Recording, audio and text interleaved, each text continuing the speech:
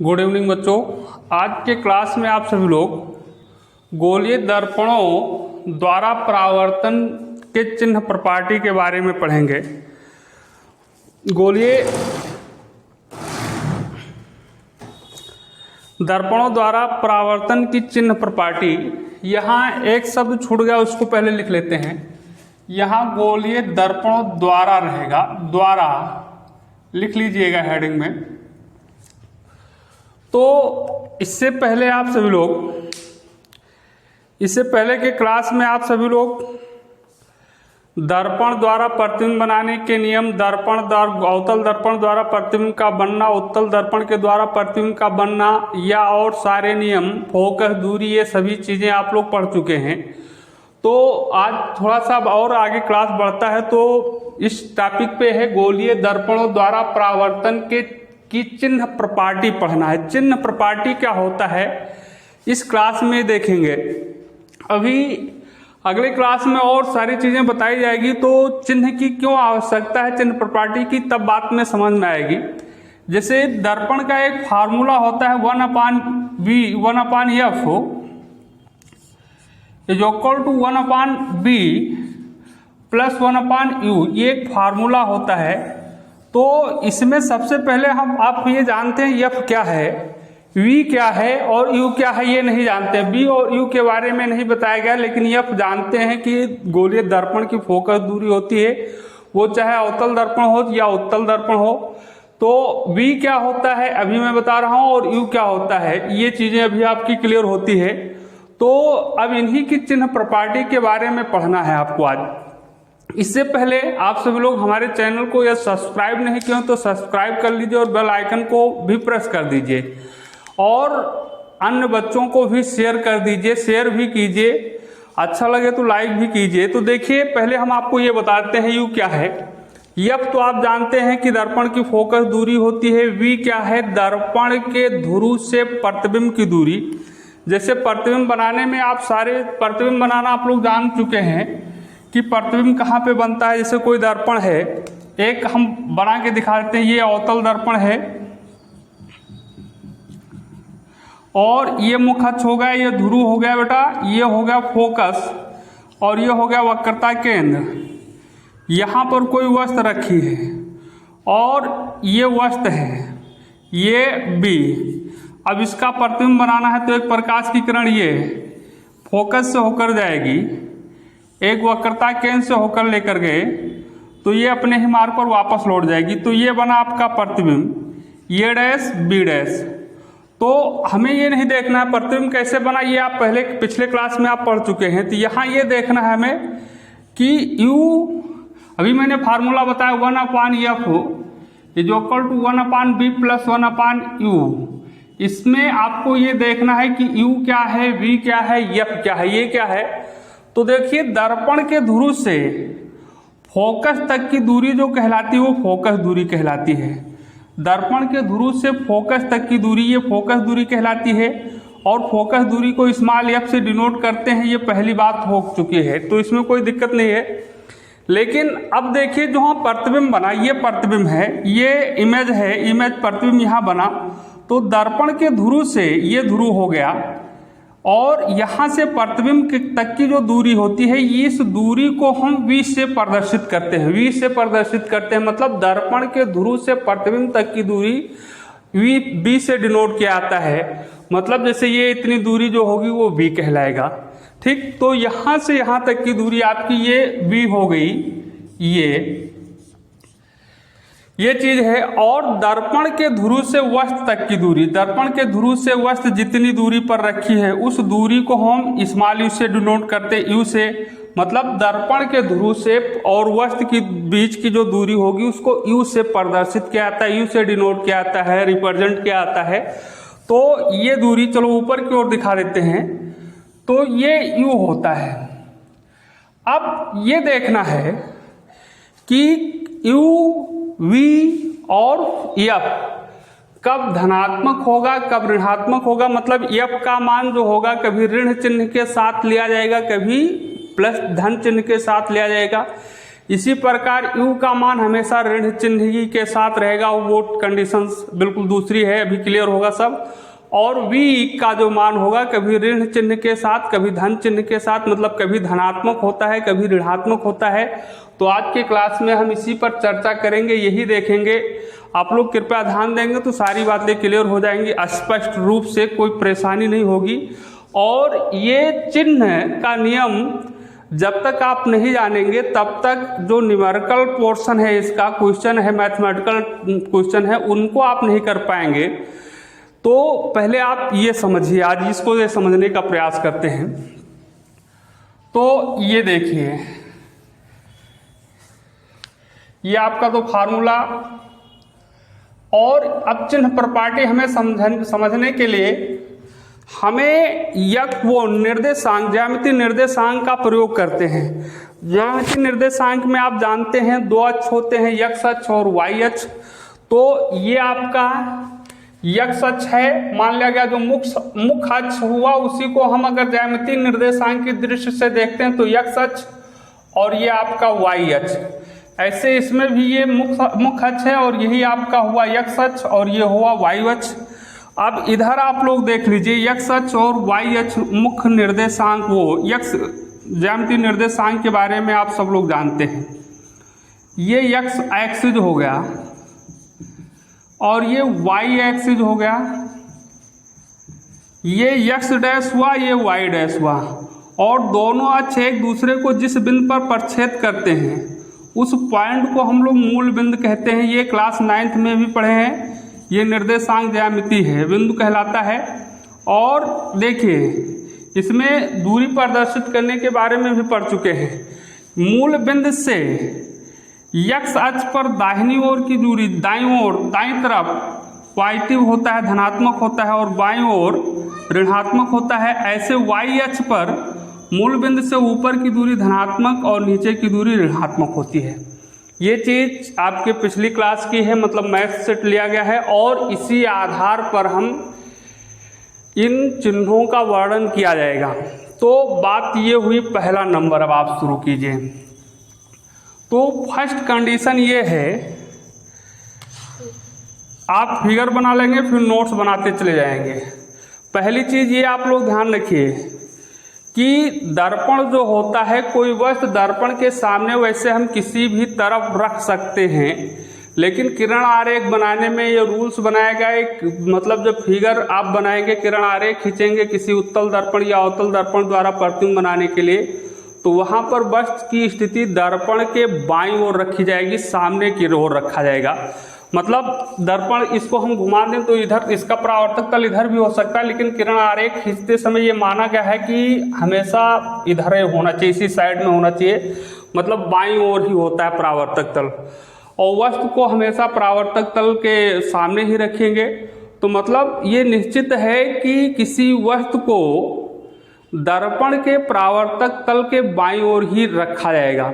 मतलब और वस्तु से आपतित किरण की दिशा, जैसे ये दर्पण हो गया आपका, ये दर्पण हुआ बेटा, और इसके सामने कोई वस्तु रखी गई, ये अब इस वस्तु से आपतित किरण की दिशा ये होगी। तो यहाँ हमें आपतित किरण की दिशा देखनी है। दर्पण पर आपतित किरण की दिशा सदैव बाईं ओर से दाईं ओर की ओर होती है। हम ऐसा भी बना सकते हैं, ये बना दिया अवतल दर्पण, तो इधर वस्तु रखेंगे तो आपतित किरण की दिशा इधर की ओर उधर से आ रही है, तो दाहिनी ओर से बाईं ओर आ रही है। लेकिन ये माना गया है कि आपतित किरण की जो दिशा होती है बाईं ओर से दाईं ओर की ओर होती है। ये कंडीशन करेक्ट है और ये कंडीशन गलत है। ठीक, तो हमेशा ये ध्यान रखना, आपतित किरण की दिशा सदैव बाईं ओर से दाईं ओर की ओर होती है। मतलब वस्तु आपको दर्पण के बाईं ओर रखना है, वस्तु की स्थिति दर्पण के बाईं ओर ही होती है, लेफ्ट साइड में ही होगी। तो पहला कंडीशन ये लिखा जाएगा इसमें, आपतित किरण की दिशा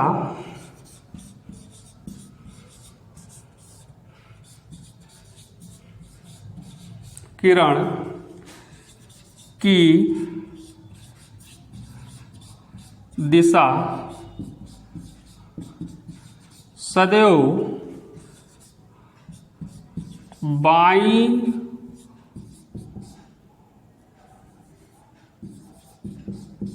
ओर से, बाईं ओर से दाहिनी ओर या दाईं ओर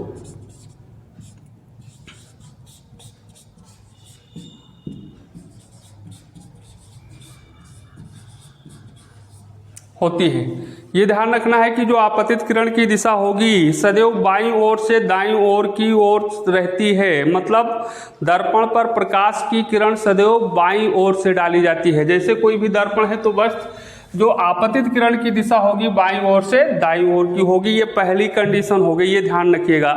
मतलब इसमें ये कुल मिला के रखना है कि वस्तु जो होगा दर्पण के किधर रखा जाएगा, बाईं ओर रखा जाएगा। मतलब परावर्तक तल के सामने ही रहेगा लेकिन बाईं ओर रहेगा। दूसरा कंडीशन ये है,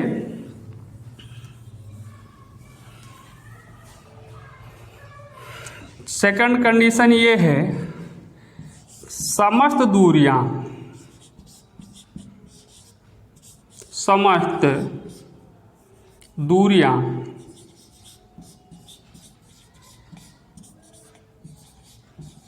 दर्पण के ध्रुव से मुख्य अक्ष के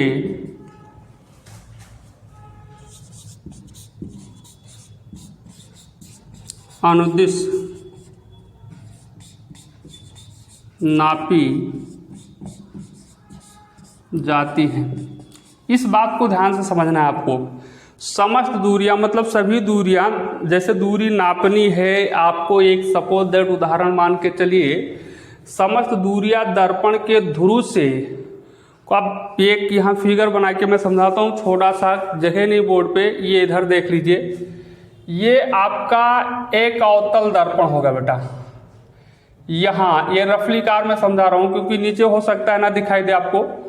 ये मुख्य अक्ष हो गया, यहां कोई वस्तु रखी है, आपको ये वस्तु ए बी है। अब आपसे ये कहा, ये आप ध्रुव जानते हैं, अब ये कहा जाता है कि ध्रुव से वस्तु की कितनी दूरी है आपको नाप कर बताना है। मतलब माप करके बताओ, पटरी इंची टेप किसी से भी नाप करके बताओ कि ध्रुव से वस्तु की दूरी कितनी है, कितनी दूरी है। तो इसमें ये रूल्स मान लिया गया है कि नापना स्टार्ट करेंगे तो ध्रुव से दर्पण की समस्त दूरियां दर्पण के ध्रुव से, मतलब स्टार्ट आप ध्रुव से ही नापना शुरू करोगे। ये नहीं कि वस्तु से नापते हुए इधर चले जाओ तो भी उतनी ही दूरी आएगी। लेकिन चिन्ह प्रपाटी क्लियर करने के लिए ये नियम माना गया है कि जितनी भी दूरियां नापनी होगी वो दर्पण के ध्रुव से ही नापेंगे। मतलब पोल पी से ही स्टार्ट करेंगे नापना और इधर की ओर नापते हुए आएंगे। ऐसा नहीं कर सकते हैं कि हम इधर यहाँ वस्तु से नापना शुरू करें पोल की ओर जाएं, ठीक। और मुख्य अक्ष के अनुदिश नापी जाती है। मतलब दर्पण के ध्रुव से स्टार्ट करोगे और मुख्य अक्ष के अनुदिश नापते हुए आएंगे। ऐसा भी हो सकता है अगर करना चाहें तो अब बीच से नापे इधर और इधर नाप ले, दोनों जोड़ ले तो भी आएगा। लेकिन ये कंडीशन गलत है, आपको केवल कहाँ से नापनी है, ध्रुव से। तो ये ध्यान रखना है सेकंड चीज पे कि समस्त दूरियां दर्पण के ध्रुव से नापी जाती हैं और वो मुख्य अक्ष के अनुदिश होती हैं। बात क्लियर हो गई होगी। ये ध्यान रखिए, एक एक पॉइंट समझते चले जाएं और ये हमेशा ध्यान रखना, भूलना मत। दूसरी चीज, थर्ड कंडीशन में दो चीजें आपको याद हो गई, ध्यान रखना है। एक तो बस आपको बताया गया कि जो दर्पण के सामने बाईं ओर रखा जाएगा। दूसरी चीज ये बताई गई जितनी भी दूरियां नापी जाएगी वो दर्पण के ध्रुव से मुख्य अक्ष के अनुदिश नापी जाती है। तीसरी कंडीशन ये है इसमें कि अब देखिए कौन किस चिन्ह के साथ लिया जाएगा, कैसे क्या होगा। तो बात ये होगी कि आपतित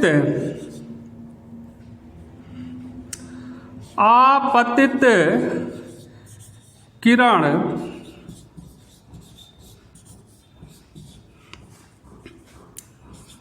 की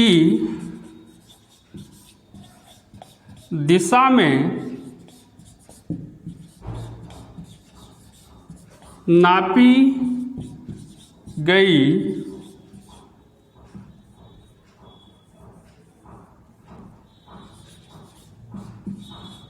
दूरियां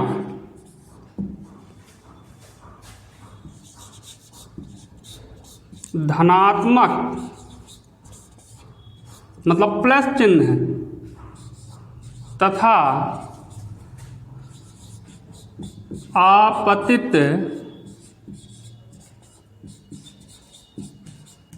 किरण की विपरीत दिशा में नापी गई दूरियां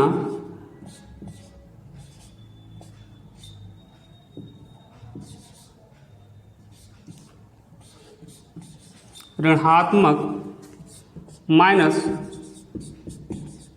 होती हैं। देखिए बेटा एक ध्यान रखिएगा, नीचे हो सकता है आपको ना दिखाई दे, फिलहाल पूरी कोशिश से दिख रहा होगा। अगर नहीं दिखाई देता है तो ध्यान दीजिएगा, क्या लिखा हुआ लिख लीजिएगा।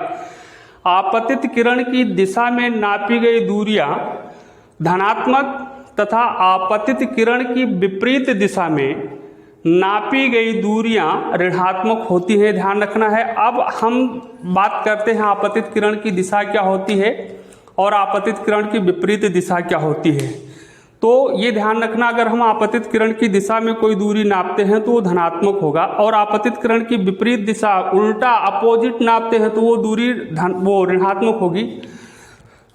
अब देखिए बात ये करते हैं, देखो ये आपका मुख अक्ष हुआ, ये y अक्ष है, यही x अक्ष को मुख अक्ष माना गया। ये आपका अवतल दर्पण है और ये दिशा दिखाई दे रही है आपतित किरण की दिशा है, क्योंकि अभी पहले नंबर पर आपको बताया गया था कि आपतित किरण की विपरीत आपतित किरण की दिशा जो होती है बाईं ओर से दाईं ओर की होती है।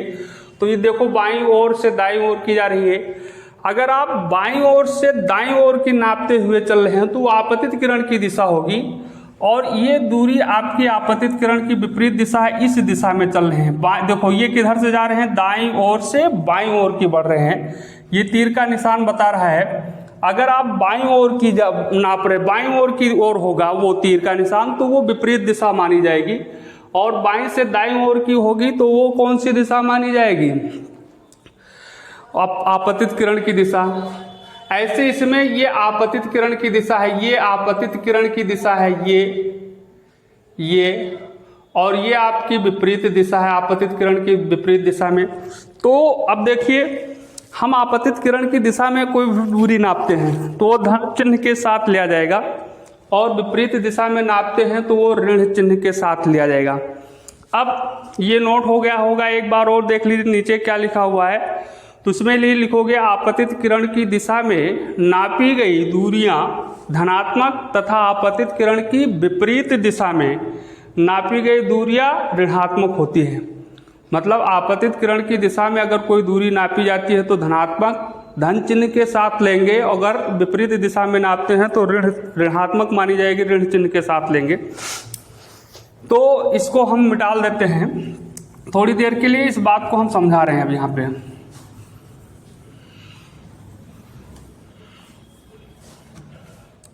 बात ये हुई, ये हमने बना लिया एक अवतल दर्पण या कोई भी दर्पण बना लीजिए, मैंने समझाने के लिए आपको बनाया, समझाने के लिए बनाया है केवल।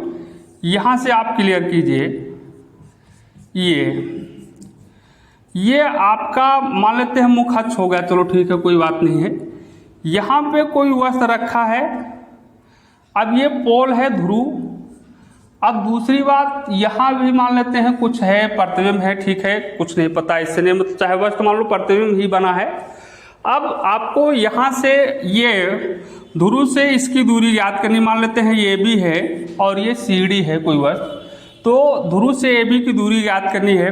तो ये तय है, पहले आपको क्लियर हो गया कि आप पोल से ही नापना शुरू करो। तो यहाँ से नापोगे तो ऐसे नापते हुए आओगे, इधर की ओर बढ़ोगे। तो अब आप देखिए किस साइड की किधर की ओर बढ़ रहे हैं, बाईं ओर से दाईं ओर जा रहे हैं, कि दाईं ओर से बाईं ओर आ रहे हैं, किधर की ओर आ रहे हैं, आप देखेंगे हाथ से तो इधर की ओर आ रहे हैं, और मतलब दाईं ओर से बाईं ओर की आ रहे हैं, ये आ रहे हैं, तो ये आपतित किरण की विपरीत दिशा है। तो अगर ये दूरी नाप करके मान लेते हैं 25 सेंटीमीटर आया, तो इस दूरी को लिखा जाएगा -25 सेंटीमीटर। ऋणात्मक चिन्ह ये नहीं है कि इसका मान ऋणात्मक है, ऋण चिन्ह के साथ लिया जाएगा। अब मान लेते हैं हम CD की नापते हैं, CD को, तो अब यहाँ से नापेंगे तो इधर की ओर नापेंगे, ठीक। ये बाईं ओर से दाईं ओर की ओर जा रही है, और आपतित किरण की दिशा भी यही होती है, इस दिशा में नापोगे, इधर की ओर मतलब दाईं ओर की ओर नापते हैं अगर चलते हैं तो वो दूरी धनात्मक होगी, बाईं ओर की जाते हैं तो वो ऋणात्मक होगी। अब मान लेते हैं यहाँ से यहाँ तक की दूरी 50 सेंटीमीटर, तो ये प्लस चिन्ह के साथ रहेगा, मतलब आपतित किरण की दिशा में नापी गई दूरियां धनात्मक और आपतित किरण की विपरीत दिशा में नापी गई दूरियां ऋणात्मक होती हैं। ये बात क्लियर हुई। तीसरी, ये आपका थर्ड कंडीशन था। चौथा आपका ये है, देखिए मुख्य अक्ष से ऊपर की ओर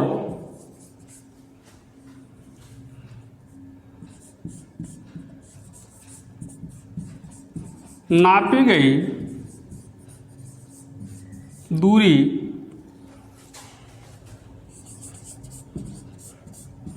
धनात्मक और नीचे की ओर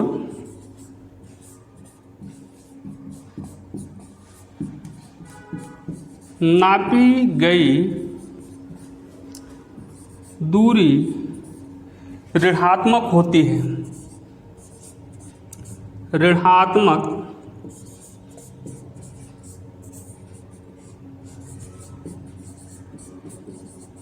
होती है। अब ऊपर नीचे की अगर मुख्य अक्ष से ऊपर की ओर नापते हो तो धनात्मक, और मुख्य अक्ष से नीचे की ओर जब नापते हैं तो वो ऋणात्मक होगी। ये कभी कभी जरूरत पड़ती है, मतलब वस्त्र की लंबाई ऊपर, वस्त्र हमेशा मुख्य अक्ष के ऊपर, प्रतिबिंब नीचे, या ऐसा बनता है, तो अगर आपको ऊपर की ओर नापना पड़ा तो धनात्मक होगा, नीचे की ओर नापना पड़ा तो ऋणात्मक होगा। ये चीज़ तो आपको क्लियर है, ठीक है। आगे की टॉपिक ये है, अब हमें देखना है हर चीज़ के बारे में। इधर ये नीचे वाला देख, इधर फिर एक बार देख लीजिए, अगर नीचे नहीं दिखाई देगा तो ध्यान रखिएगा। मुख्य अक्ष से ऊपर की ओर नापी गई दूरी धनात्मक और नीचे की ओर नापी गई दूरियां क्या होती हैं, ऋणात्मक होती हैं। ये ध्यान रखना है आपको, ठीक। तो अब अगली बात हम शुरू करते हैं, ये ध्यान रखिएगा। या तो आप x अक्ष y अक्ष के अनुदिश काम कीजिए, दोनों ये बात एक ही है, बात समझ में आनी चाहिए किसी भी प्रकार से। पांचवा कंडीशन, ये नियम खत्म आपका। अब हम इस पे विचार करेंगे, हमें केवल इसी को देखना है। 1/f is equal to 1/b plus 1/u में ही रहना है, इसी पर मुझे विचार करना है। अब हम f पर विचार करते हैं कि जो f है वो आप जानते हैं स्मॉल f फोकस दूरी है। अब फोकस दूरी है तो फोकस दूरी धनात्मक होगी कि ऋणात्मक होगी, ये चीज़ मुझे देखना है। तो हम अब फोकस फिर से आपको समझाते हैं। जैसे ये अवतल दर्पण हुआ ये, और ये बेटा आपका हो गया उत्तल दर्पण, ये मुख्य अक्ष हो गया, इसमें ये मुख्य अक्ष हो गया। आपको मैंने पहले बताया था कि अवतल दर्पण में फोकस सामने होता है, ये फोकस हुआ। उत्तल दर्पण में फोकस पीछे होता है, ठीक। तो ये फोकस हो गया। ये आपका ध्रुव है, तय है, ये भी ध्रुव है इसका, ये आप जानते हैं अच्छी तरह से, उसमें कोई बताने वाली बात नहीं है। तो अब ये मुझे देखना है, यहाँ से यहाँ तक की और ध्रुव से फोकस तक की दूरी, ये दूरी फोकस दूरी स्मॉल f कहलाएगी। यहाँ से ये फोकस दूरी कहलाएगी स्मॉल f, ठीक। अब आपको ये बताना है कि अवतल दर्पण की फोकस दूरी, देखो अब ये नापना है। अब नापोगे तो पोल से ध्रुव से नापना शुरू करोगे तो इधर की ओर नापते हुए आओगे, किधर आएंगे, ऐसे नापते चलेंगे। अब हम दाहिनी ओर से बाईं ओर की ओर चल रहे हैं, मतलब आपतित किरण की विपरीत दिशा में चल रहे हैं। तो अभी नियम में पढ़े कि आपतित किरण की विपरीत दिशा में नापी गई दूरी ऋणात्मक होती है। या यहाँ से देख लो, ये ध्रुव है, ये फोकस है, यहाँ से यहाँ तक की फोकस दूरी हो गई, ये मूल बिंदु हो गया। अगर निर्देशांक देखते हैं तो ये मूल बिंदु हो गया, और x अक्ष पर मूल बिंदु से बाईं ओर की दूरी क्या होती है, ऋणात्मक। तो वहां से भी कंडीशन है। तो अवतल दर्पण की फोकस दूरी नेगेटिव होगी, ऋणात्मक। अब इसका क्लियर है, उत्तल दर्पण की फोकस दूरी धनात्मक, क्योंकि यहां से नापना शुरू करेंगे ध्रुव से ही, और किस साइड में बढ़ेंगे, इधर की ओर जा रहे हैं, तो मतलब आपतित किरण की दिशा में जा रहे हैं, अर्थात बाईं ओर से दाईं ओर जा रहे हैं। तो उत्तल दर्पण की दूरी क्या होगी, धनात्मक। तो ये हमेशा ध्यान रखना है कि अवतल दर्पण की फोकस दूरी ऋणात्मक और उत्तल दर्पण की फोकस दूरी धनात्मक होती है। ठीक है, ये देखिए अब आप,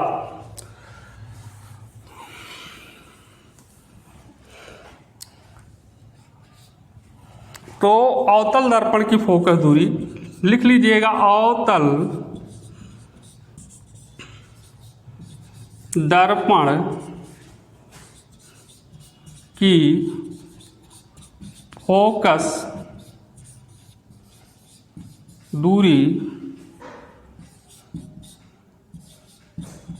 सदैव ऋणात्मक। ठीक, माइनस ब्रैकेट में लिख दिया गया और कुछ चीज नहीं लिखा गया है, तथा उत्तल दर्पण की फोकस दूरी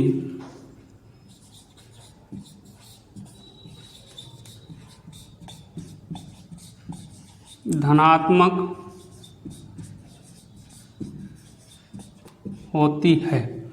तो ये ध्यान रखना है, अवतल दर्पण की फोकस दूरी ऋणात्मक होगा, हमेशा ध्यान रखना। अवतल दर्पण की फोकस दूरी ऋणात्मक और उत्तल दर्पण की फोकस दूरी धनात्मक, मतलब जो अवतल दर्पण की फोकस दूरी होगी ऋण चिन्ह के साथ और उत्तल दर्पण की फोकस दूरी धन चिन्ह के साथ ली जाती है। ये हमेशा ध्यान रखना है, सवाल लगाने में जरूरत पड़ेगी। ठीक है, जब हम क्वेश्चन कराएंगे, न्यूमेरिकल सॉल्व कराएंगे, तब इसकी जरूरत पड़ेगी, इसलिए ध्यान रखना। कैसे हुआ ये भी मैंने आपको समझा दिया कि अवतल दर्पण की फोकस दूरी ऋणात्मक क्यों होती है, उत्तल दर्पण की फोकस दूरी धनात्मक क्यों होती है, ये सारी चीज़ें क्लियर हो गई हैं। अब दो चीज़ों को और क्लियर करना है, चलो हम पहले यू क्लियर कर लेते हैं, फिर बी बाद में क्लियर करेंगे। यू क्या धनात्मक होगा कि ऋणात्मक होगा, तो ये आप सभी लोग जान चुके हैं कि अवतल दर्पण की फोकस दूरी धनात्मक होती है, वो ऋणात्मक होती है, और उत्तल दर्पण की फोकस दूरी धनात्मक होती है। गर्मी बहुत है बेटा।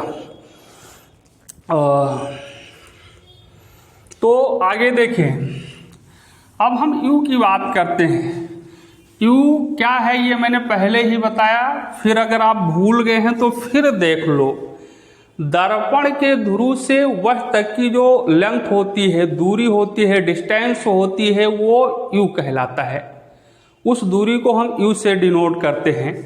तो बात ये हुई, ये अवतल दर्पण हुआ बेटा और ये उत्तल दर्पण हुआ, कोई मामला नहीं। ये मुख अक्ष हुआ और ये भी मुख अक्ष हुआ।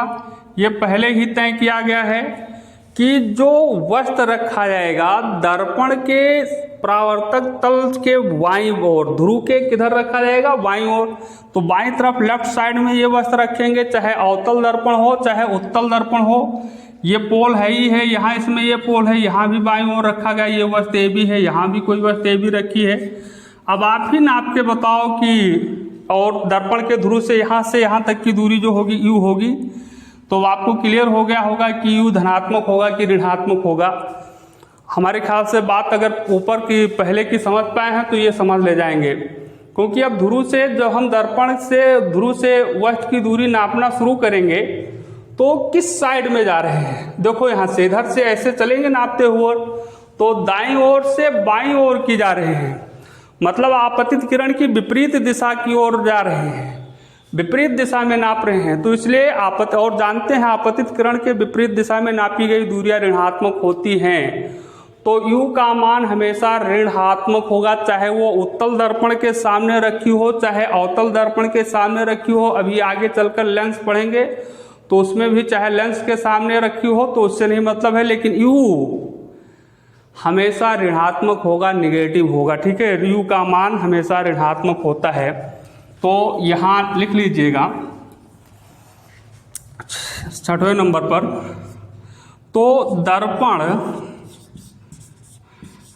के ध्रुव से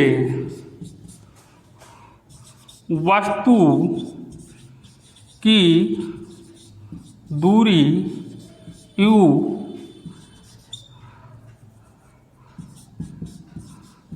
सदैव ऋण है, ये ऋण माइनस बना है, ऋण है, चिन्ह के साथ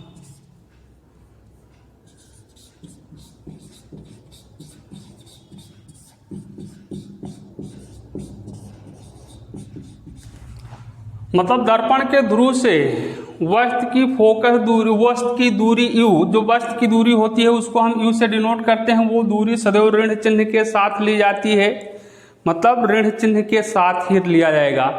अभी तो ये ध्यान रखना, U हमेशा ऋण चिन्ह में होगा, नेगेटिव होगा, कभी पॉजिटिव नहीं हो सकता है, कभी प्लस में नहीं आएगा। प्लस के साथ U हमेशा ऋण चिन्ह के साथ, क्यों आप जानते हैं, आपको बताया गया, पूरी बात समझ रहे हैं। ठीक है, तीसरी अगली लास्ट चीज आपके बच्ची, आपको V के बारे में पढ़ना रहेगा। तो लास्ट कंडीशन ये ही बचा अब आपका V, थोड़ा सा समझना है बस, आपका सारी ये टॉपिक खत्म, समाप्त हो गया। थोड़ा और देखिए, तो ये हो गया बेटा दर्पण, ये उत्तल दर्पण और ये अवतल दर्पण।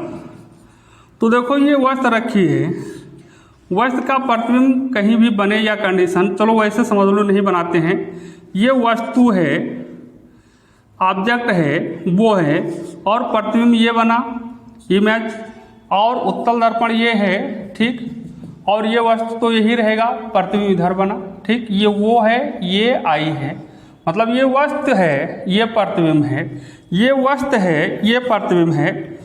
तो आपको ये पता करना है कि इसमें कौन सा प्रतिबिंब वास्तविक है, कौन सा प्रतिबिंब आभासी है। चूंकि हम आपको बता चुके हैं, पूरी बातें क्लियर हो गई है कि अवतल दर्पण जो होता है उसमें वास्तविक प्रतिबिंब बनता है और आभासी भी बनता है। उत्तल और दर्पण में हमेशा आभासी प्रतिबिंब बनता है। ये भी बताया गया है आपको, दर्पण के दूसरी ओर जो प्रतिबिंब बनता है, पीछे की ओर दूसरी साइड में बनता है, वस्तु इधर रखिए, प्रतिबिंब दूसरी तरफ बना वो आभासी, और वस्तु जिधर रखी उसी तरफ बना वो प्रतिबिंब वास्तविक होता है। तो ये वास्तविक प्रतिबिंब है और ये आभासी प्रतिबिंब है। बात क्लियर? तो अब अगर हम यहाँ से यहाँ तक की दूरी ये B ली जाएगी बेटा, प्रतिबिंब ये है, और यहाँ से यहाँ तक की दूरी ये ली जाएगी B, ठीक। अब आप बताओ किस प्रतिबिंब के लिए B का मान ऋण चिन्ह के साथ लिया जाएगा, किस प्रतिबिंब का मान B के मान ऋण चिन्ह के साथ लिया जाएगा। तो देखिए ये पोल है, अब इसकी दूरी नापेंगे तो ध्रुव से इधर की ओर जाएंगे, मतलब दाईं ओर से बाईं ओर की जा रहे हैं, मतलब आपतित किरण की विपरीत दिशा में जा रहे हैं। प्रतिबिंब कैसा? वास्तविक है। तो दर्पण के ध्रुव से बाईं ओर गए, दाईं बाईं ओर गए, मतलब ये आपतित किरण की विपरीत दिशा में गए। तो वास्तविक प्रतिबिंब के मान, वास्तविक प्रतिबिंब के लिए B का मान ऋण चिन्ह के साथ होगा, मतलब वास्तविक प्रतिबिंब के लिए V का मान ऋण चिन्ह के साथ ऋणात्मक, और ये आभासी प्रतिबिंब है। यहाँ से हम अगर नापेंगे तो इधर की ओर जाएंगे, मतलब बाईं ओर से दाईं ओर की जा रहे हैं, मतलब आपतित किरण की दिशा में चल रहे हैं। या इसी को मान लो कि x अक्ष के उधर जा रहे हैं, मतलब दाईं ओर जा रहे हैं, तो धनात्मक होगी। तो आभासी प्रतिबिंब के लिए V का मान जो होगा वो धनात्मक होगा। बात क्लियर हो गई? सारी चीजें लिख लीजिए पहले, तब फिर और आपको हम समझाते हैं। तो ये 7वां नंबर, वास्तविक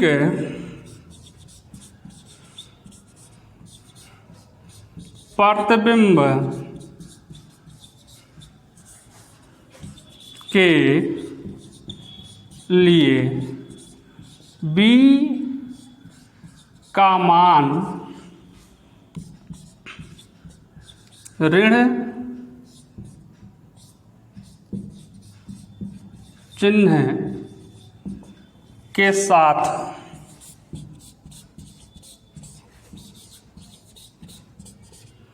तथा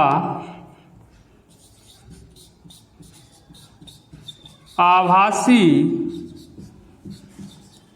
प्रतिबिंब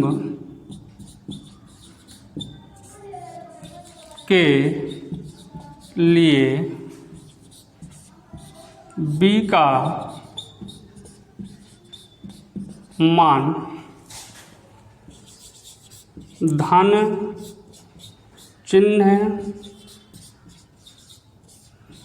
के साथ लिया जाता है। बस बात खत्म। तो देखिए, वास्तविक प्रतिबिंब के लिए बी का मान जो होगा ऋण चिन्ह के साथ लिया जाएगा और आभासी प्रतिबिंब के लिए बी का मान धन चिन्ह के साथ लिया जाएगा। बात क्लियर हो गई। एफ की भी, बी की भी, यू की भी।